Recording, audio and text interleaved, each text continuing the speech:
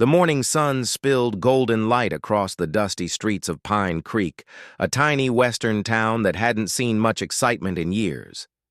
Horses clopped over wooden boardwalks, and the faint scent of leather, hay, and coal smoke hung in the air. Today, however, the town was alive with a different kind of energy: gossip, curiosity, and a touch of malice. A wedding was coming, and not just any wedding. The bride was someone most of the townspeople barely knew, and they had already begun whispering about her before she had even arrived. From the outskirts of town, a carriage slowly made its way toward the central square. The bride sat inside, her hands folded neatly in her lap, fingers brushing against the smooth folds of her cream-colored dress. Her hair was carefully pinned, a few loose tendrils framing a face that was calm, almost serene, yet carried a quiet strength in her eyes. What made her stand out wasn't just her unusual composure, but the fact that she couldn't hear. Pine Creek had heard whispers, curious, skeptical, even cruel, about a deaf bride coming to town. How could she manage a life filled with conversation, social events, and the practical demands of a home without hearing the world around her? The townsfolk were about to find out. As the carriage rolled past the general store, Mrs. Whitmore, the mayor's wife, nudged a neighbor and whispered sharply, "There she is. Can you believe the Coleman boy is marrying her? Deaf of all things. What will the town think?" Nearby children, sensing the tension, giggled nervously and peeked from behind barrels, unsure if the commotion was something to fear or merely to watch.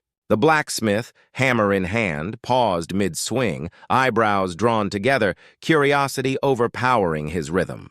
Even the grizzled men at the saloon stopped their chatter to glance at the approaching carriage. Inside the carriage, the bride felt none of the whispers. Her world was quiet, and in that silence, she had learned to focus on the small details most people overlooked: the glint of sunlight on metal, the subtle expressions on a person's face, the rhythm of horses' hooves on uneven boards. She could not hear the scorn, but she could feel it in the tense atmosphere outside, the way heads turned and eyes narrowed in speculation. Still, she held her chin high, refusing to let fear or doubt show. When the carriage finally stopped in front of the chapel, she stepped down gracefully. The townspeople, who had gathered in a loose, buzzing circle, froze for a moment at the sight of her. Her dress was modest but elegant, her posture regal, her presence commanding more attention than anyone expected. Some stared in awe, others in thinly veiled disapproval. A few muttered under their breaths, making predictions about the disaster they expected her life to become. But she did not falter.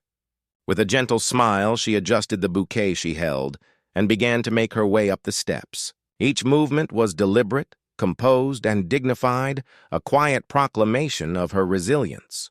There was a subtle defiance in her eyes, not one of arrogance, but of confidence in her own worth. The murmurs from the crowd swelled, some impressed, some disgusted, yet all silently forced to acknowledge her presence. And in the distance, leaning against the fence of his ranch, the rancher watched. He had seen this kind of ridicule before, and he already knew he would not stand idly by. But for now he simply observed, letting the bride arrive, letting the town judge, knowing that the real story was only just beginning. The bride had arrived, and with her arrival, Pine Creek had been reminded of one undeniable truth: appearances could deceive, and strength could come in the quietest forms. The moment the bride stepped onto the chapel's worn wooden steps, a ripple of whispers ran through the gathered crowd. Some voices were soft, curious, others sharp, tinged with scorn. "Can she even hear a word?" a woman muttered under her breath, clutching her shawl tightly. "How will she manage a marriage or a home?" The words weren't loud, but they carried a venom that spread quickly, reaching the ears of anyone sensitive to judgment. The bride moved with calm determination, her bouquet clutched lightly, fingers brushing the petals. She could not hear the whispers, the snickers, or the sarcastic comments, but the energy of the crowd pressed in around her. She sensed it in the narrowing of eyes, the shifting of feet, the stiffening of posture. Despite their mockery, she refused to shrink, refused to retreat. Her back remained straight, her gaze forward, and her expression composed. To the casual observer, she looked serene. To those who truly saw, there was something far more powerful, a quiet, unshakable courage. As she approached the chapel door, a group of young women in bright dresses giggled among themselves. "Do you think she'll even know when the vows start?" one whispered. Another added, "Maybe the Coleman boys should have found someone." "Normal!" Laughter followed, sharp and cruel, bouncing off the walls of the nearby buildings. The bride, oblivious to the words themselves, felt the weight of their judgment in their body language. Yet she held her head high, a small smile tugging at her lips, not from joy but from sheer resilience. Even the children sensed the tension. Some hid behind their parents' skirts, unsure whether to laugh or cry. Others, bolder in spirit, mimicked the gestures of the older townsfolk, pointing and whispering cruelly about the bride's disability. The deafness that defined her to them was a source of amusement, a reason to treat her as lesser, as incapable. And yet she was fully aware of their gaze, fully aware of the assumptions they were making. She did not react with anger, nor with shame. She simply continued forward, letting her presence speak for itself. Inside, the groom shifted nervously, caught between loyalty and the venomous influence of the townspeople. He had once seen her kindness, her intelligence, her grace. And yet now, standing in the glare of public scrutiny, doubt gnawed at his confidence. Could he withstand the pressure? Could he truly honor her against a town that seemed eager to judge and ridicule? His hesitation did not go unnoticed. The bride glanced at him, eyes steady as if silently reassuring him, silently saying that she needed no defense from him yet, only dignity for herself. At the chapel entrance, a few men made crude jokes about her deafness, loud enough for the crowd to hear. "Hope she can sign I do, or this wedding's doomed," one sneered. Laughter erupted again, some joining in, some just watching, unsure what to do. The bride's response was subtle but pointed. She paused, straightened her dress, and lifted her chin slightly higher. It was a small gesture, almost imperceptible, yet it carried a defiance that challenged their assumptions. And then, in the midst of the mocking, a few townsfolk felt a strange shift. There was something in the bride's quiet composure that contrasted sharply with their own pettiness. The whispered cruelty now seemed hollow, almost petty, against the calm dignity she radiated. Their laughter faltered, their stares wavered, and for the first time, a seed of doubt entered the minds of the most judgmental. Perhaps she was stronger than they assumed. Outside, the rancher leaned against his fence, observing silently. He had anticipated this reaction. He had seen such ridicule before, and he knew that courage, when combined with grace, could turn the tide. For now, he said nothing, waiting for the perfect moment to intervene. But in his chest a resolve grew. This bride would not stand alone in the face of their mockery, not if he could help it. The bride walked slowly, steadily into the chapel, stepping past whispers and laughter, past judgment and derision. With each step, she claimed her space, asserting her presence in a world that doubted her worth. And though the town did not yet realize it, the mockery that surrounded her would soon meet its match. As the bride moved gracefully up the chapel steps, the groom stood at the altar, his boots shifting nervously on the worn wooden floor. He had always imagined this day differently, filled with laughter, celebration, and the unquestioned joy of marrying the woman he loved. But now, standing under the low wooden beams, the reality of Pine Creek's judgment bore down on him like a heavy weight. The crowd's whispers, the pointed stares, the barely concealed smirks, they gnawed at his confidence, stirring doubt where certainty had once been. He glanced toward the chapel doors as she approached, noting the calm dignity in her movements. She walked steadily, her bouquet held with delicate precision, her eyes forward yet aware of the world around her. He knew her as the woman who had taught him patience, who had shared quiet moments of laughter and understanding, who had listened, not with ears, but with a heart that understood deeply. Yet, even as he remembered all of this, the voice of the town echoed in his mind, questioning, doubting, mocking. Can he really marry her? Can he really handle it? Those words weren't spoken aloud to him directly, yet he felt them, sharp as spurs against tender skin. The groom's hesitation wasn't born of lack of love. It was born of fear, fear of failing her, fear of disappointing a town that seemed to delight in judgment, fear that he might not measure up to their impossible expectations. He adjusted his coat nervously and rubbed his hands together, trying to still the trembling that had settled in his chest. He loved her, yes, with every part of him, but love, he realized with a sinking heart, might not be enough against the tidal wave of skepticism that surrounded them. The bride, sensing the subtle tremor in his resolve, slowed her steps just slightly. Her eyes flicked toward him, not in accusation but in quiet reassurance. In that glance, she communicated everything she had learned through her life. Strength is not loud, and courage does not always need words. She had faced mockery, isolation, and misunderstanding countless times before, and she had emerged whole each time. She needed him to remember the man he had promised to be, the man who saw her fully, without question. Around the altar, the townspeople's whispers grew bolder. Some offered sympathetic smiles, unsure whether to intervene or remain silent. Others smirked knowingly, believing they held some power over the outcome of this union. Their judgment seemed to hover in the air like a thick, suffocating fog, and the groom felt himself suffocating under its weight. He loved her, yes, but the fear of being laughed at, of being second-guessed, of being the subject of the town's gossip, made his resolve falter. The bride, noticing the subtle hesitation in his posture, did something remarkable, not to push him but to steady him. She lifted her chin slightly higher, squared her shoulders, and let her calm confidence radiate outward. In that moment, she became more than a bride.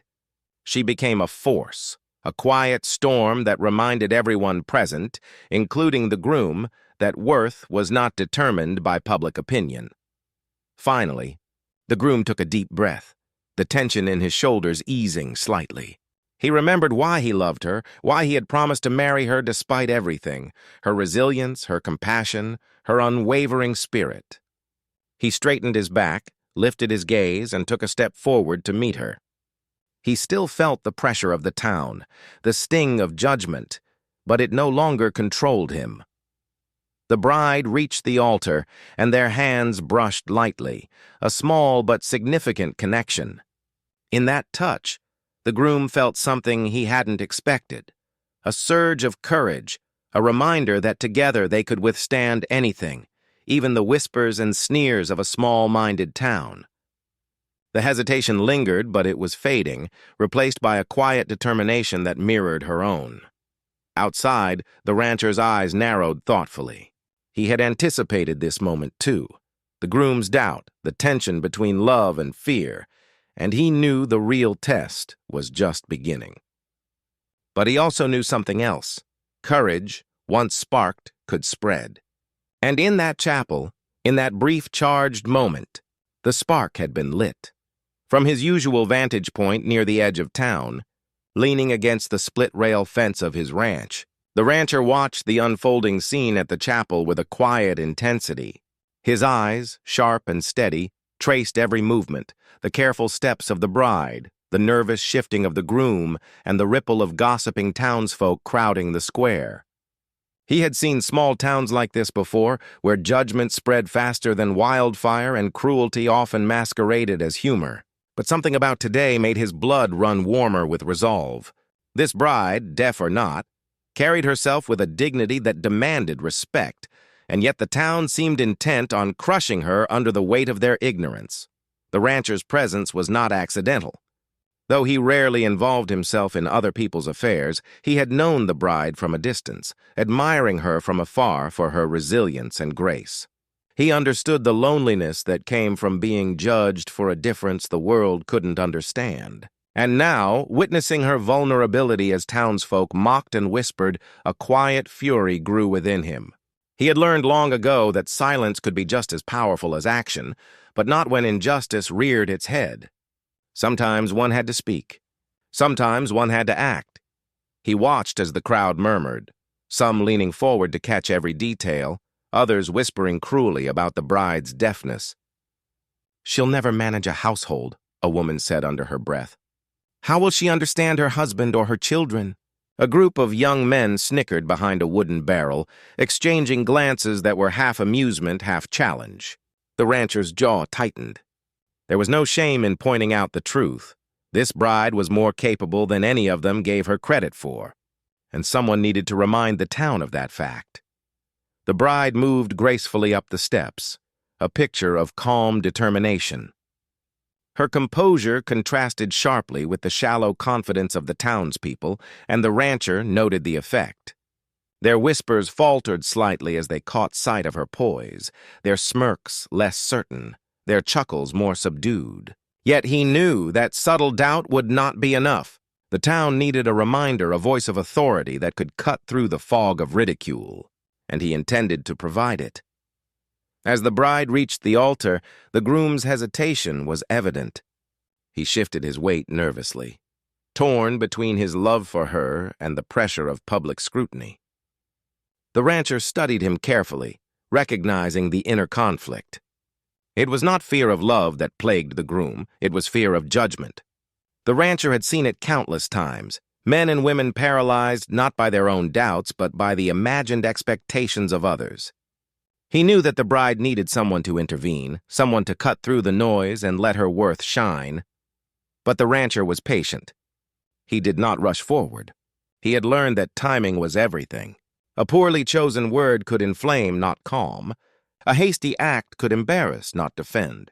So he observed quietly, taking in every detail, the gestures of the townsfolk, the subtle signals of mockery, the quiet strength of the bride. He measured, he waited, and he prepared. When the moment came, his words would carry weight, because they would be rooted in truth and delivered with the authority that only years of life on the ranch had given him. For now, he remained a silent sentinel, witnessing both cruelty and courage. He admired the bride's unwavering grace, her ability to hold herself tall in the face of derision. And in that admiration, he found his own resolve hardening. This town would see her not as someone to ridicule, but as someone worthy of respect. And he would be the one to make sure they understood that.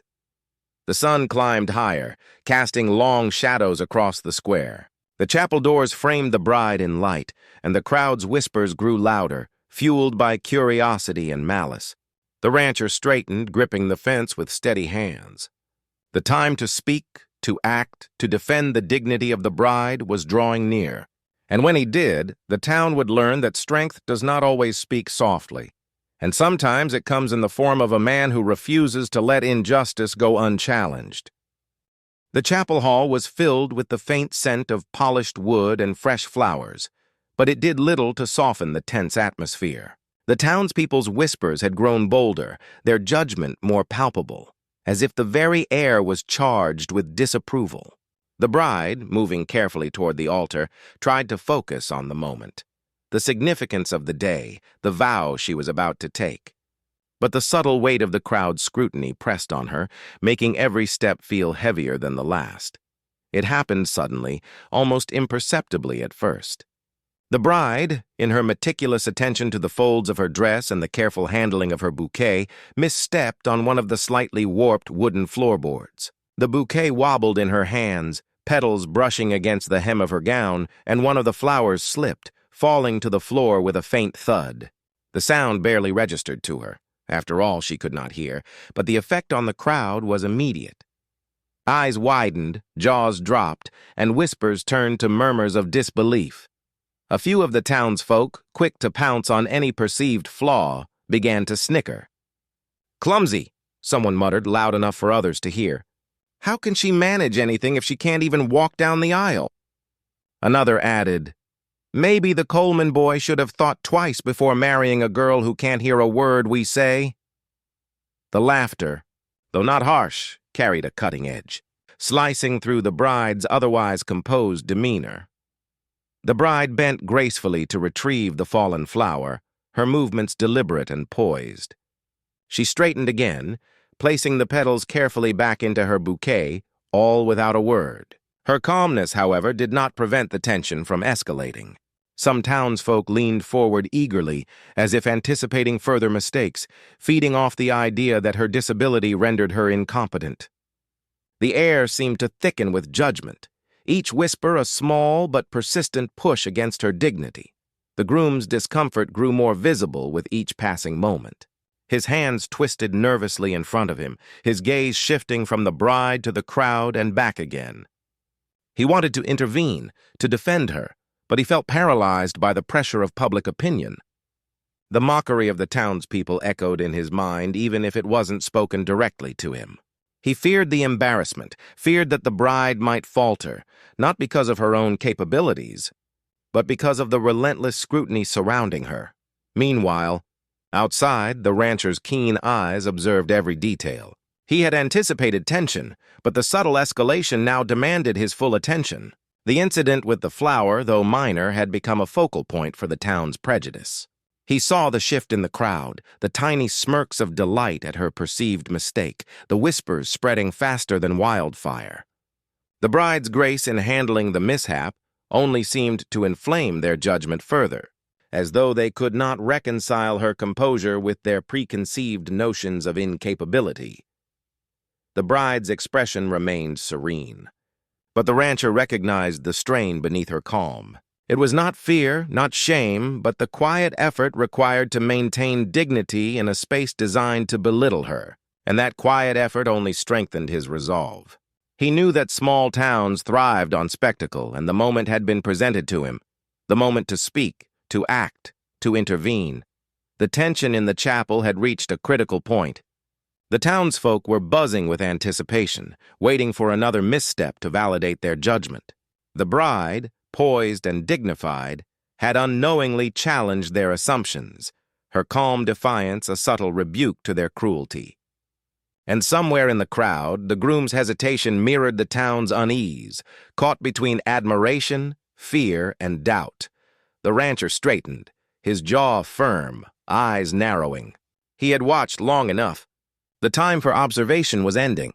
The time for action, for speaking truth to a town ready to judge without understanding, had arrived. He would not let a single cruel whisper define her worth. And as he stepped forward, the stage was set for the confrontation that would shake the town and finally give the bride the justice she deserved. Even as the murmurs and quiet laughter of the townsfolk echoed through the chapel, the bride remained a figure of calm composure. The small incident with the fallen flower had done little to shake her. If anything, it seemed to sharpen the quiet strength that radiated from her every movement. She straightened her shoulders, lifted her chin, and took deliberate steps toward the altar, her gaze unwavering. Every gesture, every careful movement, spoke louder than words ever could. She was capable, dignified, and unafraid of judgment. To the casual observer, it might have seemed like a simple gracefulness, a poised response to a minor mishap. But the rancher, standing outside the chapel and observing with keen eyes, understood the magnitude of what was happening. The bride's calm under scrutiny, her refusal to be rattled by mockery, was not merely decorum, it was quiet defiance. In a town so quick to ridicule differences, her poise was an unspoken challenge. A gentle, yet unyielding reminder that worth could not be measured by conformity or by the shallow judgments of the ignorant. The townspeople, however, were slow to see this.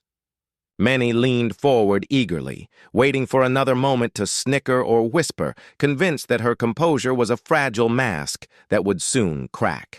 But as the bride moved with steady grace, it became increasingly difficult for them to sustain their ridicule. The small gestures she made, the careful adjustment of her bouquet, the subtle nod to the groom, the serene smile that didn't invite pity but commanded respect. These acts were like quiet ripples that began to unsettle the confidence of those who had assumed superiority. Even the children in the crowd noticed something different. Some of the younger ones, who had been giggling nervously at her arrival, paused. Their curiosity replaced the instinct to mock. There was a dignity about her that demanded recognition, even from those who lacked the words to articulate it. She was not performing for them. She did not seek their approval. Yet her poise created an almost magnetic presence, drawing admiration quietly out of the mouths and minds of those who had arrived expecting to witness failure. The groom, standing at the altar, felt this shift as well. He had been plagued by doubt, caught between his love for her and the oppressive judgment of the town. But witnessing her grace, seeing her navigate their scrutiny without flinching, he felt a deepening of his own courage. Her strength was not loud or forceful. It was the kind of strength that demanded recognition through presence alone. He straightened his back, lifted his chin, and for the first time that morning, he felt certain in his own resolve to stand beside her, to honor her, and to protect her dignity from those who would belittle it. The rancher's eyes never left her. He understood better than anyone the power that radiated from her composure. Grace, in the face of adversity, he knew, could not only disarm cruelty but inspire loyalty and respect. Her calmness was a mirror, reflecting the weakness of the mockers and the courage of those who truly understood the value of strength and integrity. It was a lesson in quiet power, a statement that dignity and poise could conquer ridicule more effectively than any raised voice. And then, something shifted subtly in the crowd. A few townsfolk, who had been quick to sneer, now exchanged uncertain glances. Could it be that they had misjudged her? Could it be that this woman, who could not hear their words, could somehow command the room more powerfully than any spoken argument? The question lingered in the air, unspoken but powerful. The bride's grace had sown the seeds of doubt, forcing the town to confront its own pettiness. As she reached the altar and took her place, the bride stood not only as a bride, but as a symbol of quiet strength. She had endured mockery and skepticism and emerged with her dignity intact. In that moment, the rancher knew that the time for words had come. The bride's grace had prepared the ground. Soon, he would step forward and ensure that the town could no longer ignore the truth of her worth. The chapel air had grown taut with tension. The townsfolk, many of whom had arrived eager to witness what they assumed would be a humiliating spectacle, were beginning to feel the dissonance between expectation and reality. The bride, calm and poised, had weathered their mockery with quiet dignity, and the groom was gradually shaking off the chains of doubt. Yet the undercurrent of judgment and whispered cruelty lingered, like a low murmur that refused to fade. From the edge of the square, the rancher finally decided that enough was enough. He had observed long enough, weighed the atmosphere, and measured the weight of his authority against the rising tide of ridicule. The bride's grace had prepared the ground, softened the impact of the town's scorn, but words alone spoken by her could not pierce the thick layers of prejudice. Someone with presence and respect had to intervene. And so, the rancher stepped forward, boots crunching firmly on the dry earth, his tall frame casting a shadow that seemed to command attention even before he spoke. As he entered the square, conversations faltered. Whispers grew uncertain, laughter died mid-sentence. The townsfolk recognized him, not as an outsider, not as a meddler, but as a man of substance, a figure whose judgment carried weight. Even the most obstinate mockers felt a flicker of unease. He had not come to scold or lecture. He had come to set the record straight. He approached the chapel steps slowly, deliberately, his eyes fixed on the gathering. "This bride," he began, his voice steady and rich, carrying easily across the open square, "is more capable than any of you can imagine." Heads turned, some in curiosity, others in shock. "You see her as someone to judge," he continued, "because she cannot hear your words. But she has something more valuable than words alone. She has courage, grace, and a heart that will not waver in the face of your shallow ridicule." A few townsfolk murmured under their breath, skeptical, unwilling to accept the authority of his statement. But he did not pause. "Do you think that because she cannot hear, she cannot understand? Because she cannot respond with the sounds you expect, she cannot communicate in ways that matter? You are wrong. She is stronger than your judgments, kinder than your cruelty, and more patient than any of you have ever been." His gaze swept over the crowd, meeting skeptical eyes with unwavering resolve. "And if any man is lucky enough to marry her, it is not the town that will judge his life. It is the strength of his own love and respect that will define it." The effect was immediate.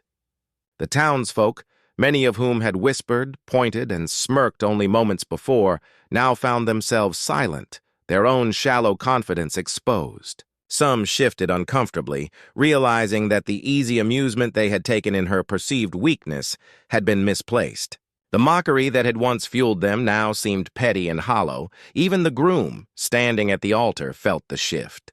The rancher's words, spoken with authority and clarity, reminded him of the woman he loved, not the distorted version the town had tried to paint. The fear that had clouded his mind began to lift, replaced by a renewed sense of certainty and pride.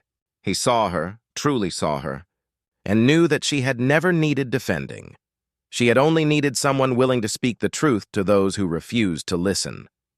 The bride, sensing the change in energy, lifted her head slightly, her calm smile growing. She could feel the town's judgment faltering, the whispering losing its sharp edge. The rancher's intervention had done more than defend her. It had set an example, showing the power of courage, loyalty, and the willingness to stand up for what is right. By the time he stepped back, the atmosphere had shifted dramatically. The mockers were subdued, the skeptical observers uncertain, and the bride remained as poised and graceful as ever. Yet now there was recognition, silent, reluctant, and undeniable. The rancher had spoken, and the truth could no longer be ignored. She was worthy of respect, dignity, and, above all, the love of the man who stood ready to marry her. The square, once buzzing with gossip and muted laughter, now fell into an unusual, almost uncomfortable silence. The rancher's words still hung in the air, echoing off the wooden buildings, leaving no room for ridicule to survive. The townsfolk, who had come expecting spectacle, judgment, and confirmation of their own superiority, were now forced to confront a truth they had long ignored. Their assumptions had been shallow, their mockery cruel, and the bride, calm and poised, had not only survived their scrutiny, but had illuminated their own pettiness. Whispers began again, but this time they carried a different tone: hesitation, uncertainty, and, for some, a strange flicker of shame. Mrs. Whitmore, who had been among the loudest in her judgment, clutched her shawl nervously. Her eyes darted around, seeking reassurance from her neighbors, yet finding only quiet acknowledgement of the rancher's authority. The laughter that had once punctuated every snide remark had vanished, replaced by murmurs that were less about the bride's perceived flaws and more about the growing realization of their own misjudgment. Even the younger crowd, the children who had been giggling and pointing, sensed the shift. They looked at the bride not as a subject of amusement, but as someone strong, graceful, and worthy of admiration. There was a subtle awe in their gaze, a recognition that courage could manifest quietly and powerfully, even without spoken words. The bride, standing at the altar with her bouquet held steadily, radiated this courage naturally, as if it were a part of her very being. Each movement, deliberate and dignified, reinforced the undeniable truth. She had faced prejudice before, and she had faced it with a strength that no whispering crowd could diminish. The groom, for his part, felt a surge of clarity and determination. The shadow of doubt that had lingered over him all morning, born from the judgmental whispers of the town, began to lift. He saw her as she truly was, resilient, patient, and full of quiet power. And he realized that their love was stronger than any gossip, any sneer, any shallow evaluation of her capabilities. His shoulders straightened, and he took a step forward, ready to meet her, ready to honor the promise they were about to make. The rancher, standing slightly apart, watched carefully as the subtle transformation unfolded. He had known the bride's grace and strength long before the town did, but seeing it reflected in the changed demeanor of the townsfolk was gratifying in a quiet, satisfying way. He had spoken not just to defend her, but to awaken a sense of fairness, respect, and self-reflection among those who had been too eager to judge. The effect, though gradual, was unmistakable. Even the most skeptical and hardened villagers could not entirely dismiss the power of his words combined with the bride's unwavering composure. Slowly, a few tentative acknowledgments began to surface. A soft "she's remarkable" from one woman, a nod of respect from an older man who had initially scoffed, a hesitant smile from a young girl who had been mocking her just moments ago. It was subtle, almost imperceptible, but it was enough to signal the beginning of a shift in perception. The townspeople were beginning to see her not through the lens of disability, but as a complete, capable, and admirable person. In that charged atmosphere, the bride's silence spoke volumes. She needed no words to convey her dignity. It was apparent in every controlled movement, every poised gesture, every confident glance she cast at those around her. The turning point was not loud or dramatic, but it was profound. The tide of opinion had begun to shift, led by the combination of her grace and the rancher's steadfast intervention. The crowd had started to understand, in small but significant ways, that prejudice had no place in their judgment, and that true strength could not be measured by conformity or the ability to hear. By the time the bride and groom stood together at the altar, the townsfolk were no longer mocking. Their sneers had been replaced by reluctant respect, their whispers replaced by a careful attentiveness that spoke of introspection. The turning point had been reached. The bride, once the subject of scorn, had begun to change the hearts of those around her. The stage was now set for celebration, for acknowledgement of courage, and for the promise of a love strong enough to withstand the judgment of any town. By the time the ceremony moved toward its conclusion, the atmosphere in the chapel had transformed completely. The air, once heavy with judgment and ridicule, was now filled with a quiet acknowledgement of something far deeper, the undeniable strength, grace, and worth of the bride. What had begun as a moment of anticipated spectacle for the townsfolk had become, instead, a lesson in humility and respect. They had witnessed her poise under scrutiny, her courage in the face of mockery, and the unwavering dignity with which she carried herself. Slowly, almost imperceptibly at first, the tide of opinion began to shift. Those who had been the loudest critics, once quick to whisper cruel remarks or snicker behind their hands, now found themselves pausing, hesitating, and even reconsidering their assumptions. Mrs. Whitmore, who had been particularly vocal in her derision, now adjusted her shawl, her lips pressed together as she watched the bride move gracefully toward the altar. Her eyes softened, and a faint nod acknowledged the quiet power she had underestimated. Across the room, the younger women and men who had giggled nervously moments before now looked on in respectful silence. Even the children who had once pointed and whispered seemed to understand, in their own innocent way, that this was a woman worthy of admiration, not scorn. The groom, standing at the altar with his heart swelling, felt a profound sense of relief and pride. The fear that had haunted him earlier, the fear of marrying into judgment, the fear of social ridicule, had vanished. He now saw the bride clearly, unclouded by the town's expectations or prejudice. He saw her strength, her resilience, her intelligence, and her grace, and he realized that he had nothing to fear. The doubts that had lingered in his mind had been replaced by confidence, respect, and an unshakable love that only grew stronger in the face of adversity. The rancher, who had orchestrated this turning point with both observation and timely intervention, watched with a quiet satisfaction. He had not needed to shout or command. His words, paired with the bride's unwavering grace, had been enough to bring the town to a new understanding.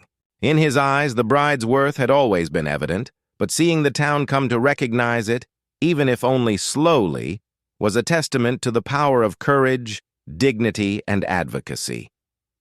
He knew that respect earned through such means was far stronger and more enduring than respect demanded by authority alone. As the ceremony proceeded, more signs of genuine respect emerged.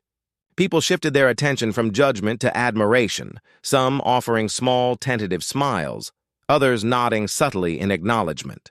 Conversations grew quieter, not with the intention of exclusion, but from an awareness of the bride's presence and the realization that ridicule no longer had a place here. The town had begun to internalize a lesson they had not expected to learn that day, that strength is not always loud, that courage is not always visible in words, and that true dignity commands respect without demanding it. The bride, standing at the altar with her groom by her side, embodied all of these truths. She had faced scrutiny and mockery with patience and composure, never allowing the cruelty of others to dictate her sense of self. And now, in the acceptance of the townsfolk, she found a quiet triumph.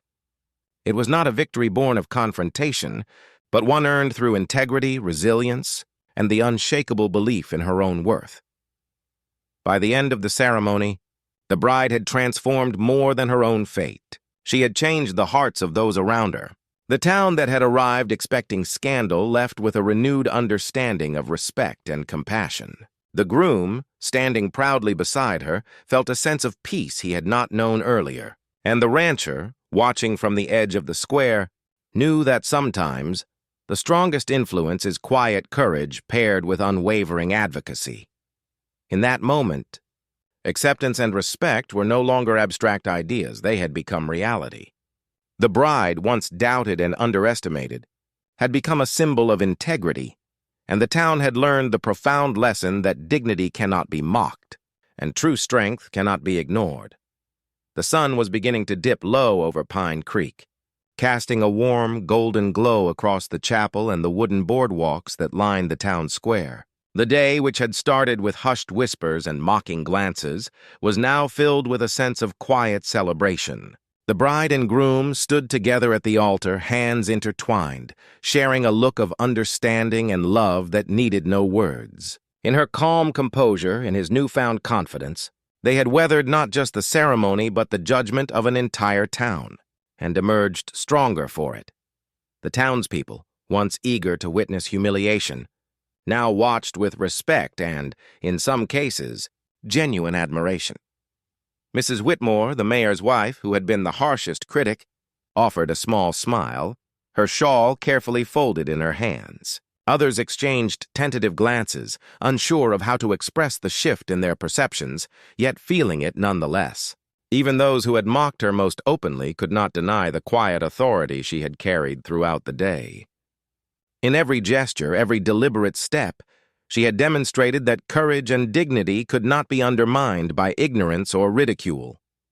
The groom squeezed her hand gently, as if to remind her and himself that they had conquered more than a ceremony that day.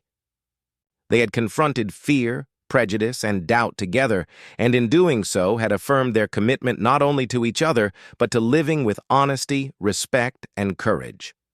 His previous hesitation, the shadow of insecurity cast by the town's whispers, had dissolved entirely. He no longer felt the weight of judgment pressing down on him. Instead, he felt the freedom of standing beside someone whose strength and grace elevated them both. The rancher, who had observed the entire unfolding, now stepped back into the light, watching the final moments with quiet satisfaction. His intervention had shifted the narrative, not by confrontation alone, but by allowing the bride's quiet power to be seen and acknowledged. By speaking truth to the crowd, he had reminded the townsfolk that worth is not measured by conformity, ability to hear, or the opinions of others. The bride had already shown them this through her actions, but his words had given the lesson weight, ensuring that their respect would endure beyond the ceremony itself. As the officiant pronounced the couple married, a gentle murmur of approval swept through the chapel. There was no wild cheering, no dramatic applause. This was not a spectacle for the sake of entertainment. Instead, it was a recognition of achievement, of perseverance, and of dignity honored. The bride and groom turned to face their friends, family, and neighbors, their eyes bright with shared joy. The respect of the town, once withheld, had been earned through patience, courage, and integrity. Outside, the sun's golden rays illuminated the couple as they walked down the aisle together, hand in hand. Children who had once whispered and pointed now followed at a respectful distance, quietly observing the example set before them. Adults exchanged nods, some murmuring quiet apologies, others reflecting on their own shallow judgments. The atmosphere was no longer tense, no longer hostile. It was filled with acknowledgement, respect, and the promise that the town's small-mindedness had met its match in the grace of a single, extraordinary woman. By the time the couple mounted their horse-drawn carriage to leave for the start of their new life together, the lesson of the day had settled firmly in the hearts of those who had witnessed it. The bride, who could not hear their words, had nevertheless spoken more profoundly than anyone could imagine through her courage, her poise, and her unwavering dignity. The rancher, standing back with quiet pride, understood that this was more than a wedding. It was a lasting change, a reminder that respect cannot be demanded but must be recognized, and that true strength shines brightest in silence. As the carriage rolled away, the townsfolk watched, some in quiet awe, some in introspective humility, all carrying with them the memory of a bride who had transformed their understanding. And in that small western town, on that sunlit afternoon, judgment had been replaced by respect, fear by admiration, and ridicule by the enduring power of courage and integrity. The bride had triumphed, not by confrontation, but by simply being herself.